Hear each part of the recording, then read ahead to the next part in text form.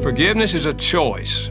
It's not a feeling, it's a choice. And if the person's been deeply hurt, then we have to give them time to reflect upon our apology, time to reflect upon the changes they're seeing in my life. And chances are the time will come when they can forgive us. But we should never force the person to forgive us. We should never preach to them and say, well, you know, God said if you don't forgive me, He won't forgive you.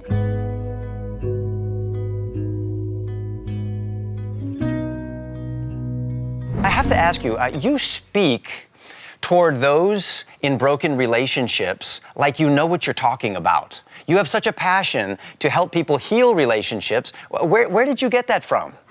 You know, I think it came from the early days of my own marriage, because my wife and I struggled greatly in the early days of our marriage. And we were both Christians. You know, I was actually in seminary studying to be a pastor.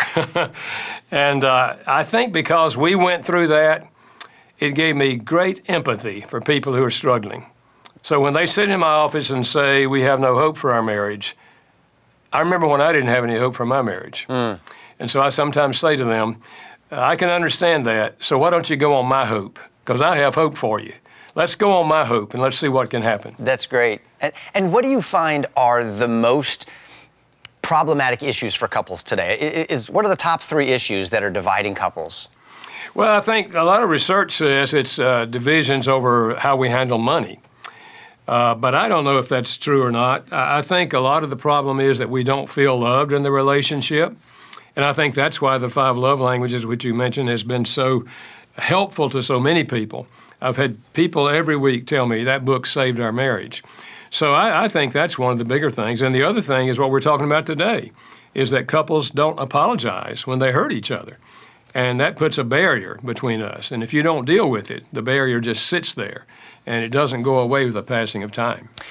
What is it about an apology that is so important? Well, I think when we hurt the other person, we create a barrier between the two of us. And the relationship's not going to go forward if we don't deal with it. If we just sweep it under the rug and we get a lot of those things under the rug that we haven't dealt with, then we begin to think we're just not compatible. And so we ought to get out of this marriage. And I really think you cannot have a long-term healthy marriage without apology and forgiveness.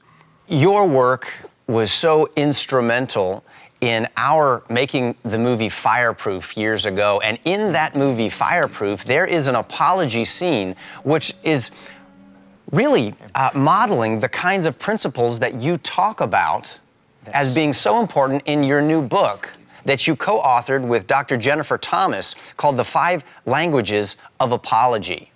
I've heard people say to me, our marriage failed. It didn't work. And I remember that someone gave me the wisdom years ago and said, no, marriage doesn't fail. People fail. That God created marriage and it's a good thing, it's a gift, and it works when we're in partnership with God and we're loving one another the way He tells us to. And I think part of that is learning how to apologize. So I'm so thankful you wrote this book with Dr. Thomas. What motivated you to write the book on this? I mean, many people would say, you did the 5 love languages, you're done. I mean, game over. You crushed it with that book. Why did you go to the next book of apologies? Well, I have to give Dr. Thomas credit for this, because she came to me and said, I've been using the 5 love languages for years in my counseling, but I believe people have apology languages. I said, what do you mean? She said, I believe that what one person considers to be an apology is not what another person considers to be an apology. And as soon as she said that, I resonated with it. Yeah. Because they've been in my office for years arguing over whether or not the other person apologized. She would say, for example, I would forgive him if he would just apologize. And he would say, I did apologize. I told you I was sorry. And she would say, that's not an apology. So they're arguing over whether or not that was an apology. So that's where it all started. And I said to her, well, if we're going to write a book on it, we better do some research. And let's make sure that we know what we're talking about. So we literally asked thousands of people all over the country, when you apologize, what do you typically say or do? And when someone's apologizing to you, what do you want to hear them say and do? And their answers fell into 5 categories.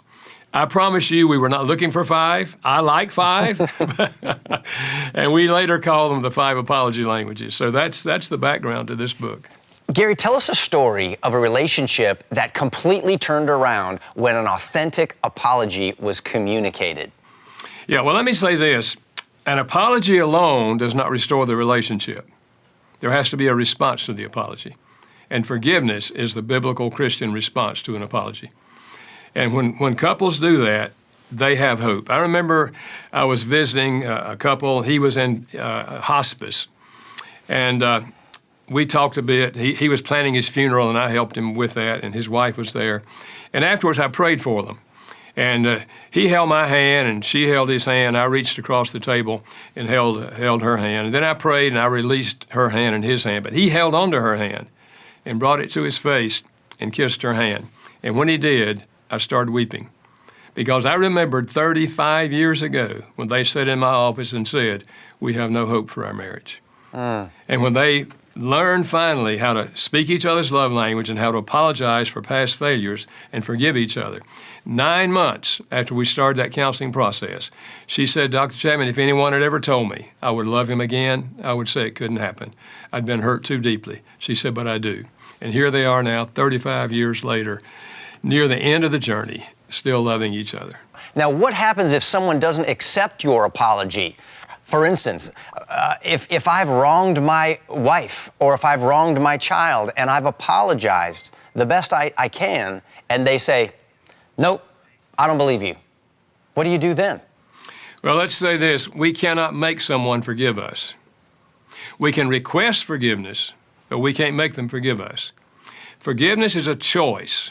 It's not a feeling, it's a choice. And if the person's been deeply hurt, then we have to give them time to reflect upon our apology, time to reflect upon the changes they're seeing in my life. And chances are the time will come when they can forgive us. But we should never force the person to forgive us. We should never preach to them and say, "Well, you know, God said if you don't forgive me, he won't forgive you." Okay, that's true, but give her time or give him time to process the emotions and the hurt that they have. Then if you're really changing in your behavior, chances are they'll come to forgive you. Gary, there was a popular movie years ago, and in it, there was a line where someone said, "True love is not having to say you're sorry." And I think we can sort of figure out what they're trying to say there, but others would say, without apologies, you're going to lose the relationship. Based on all of your research, what are your thoughts on that? Absolutely. I think apology is absolutely necessary, because we're not perfect. You don't have to be perfect to have a good marriage, but you do have to deal with your failures. If we don't deal with our failures, we create a wall between us. And it's hard to talk over a wall or talk through a wall. And I think what happens is couples just grow further and further apart, and then they conclude, well, we're just too different, it's never going to work out. Reality, if we confess and apologize and turn from our behavior, and if they choose to forgive us, now we've removed the barrier, we've torn down the wall, and now we can go forward. Gary, how would you counsel somebody who says, I don't want to apologize because I don't want to send the wrong message. This wasn't all my fault. And if I'm saying I'm sorry, I'm probably communicating that, one, I'm inadequate, and two, that I'm letting them off the hook. Well, I would say this, we discovered that about 10% of the population almost never apologizes for anything, and most of them are men, and they learned it from their father, who told them real men don't apologize. And we know where their fathers got that. John Wayne, that great theologian, okay? That's right. and so what I say to them, your dad was probably a good man. He probably did the best he could, but your dad had bad information. Apologizing is an absolute necessity if you're going to have a long-term healthy relationship. Thanks for watching my interview with Dr. Gary Chapman. Don't want to miss future conversations? Be sure to like and subscribe to our channel.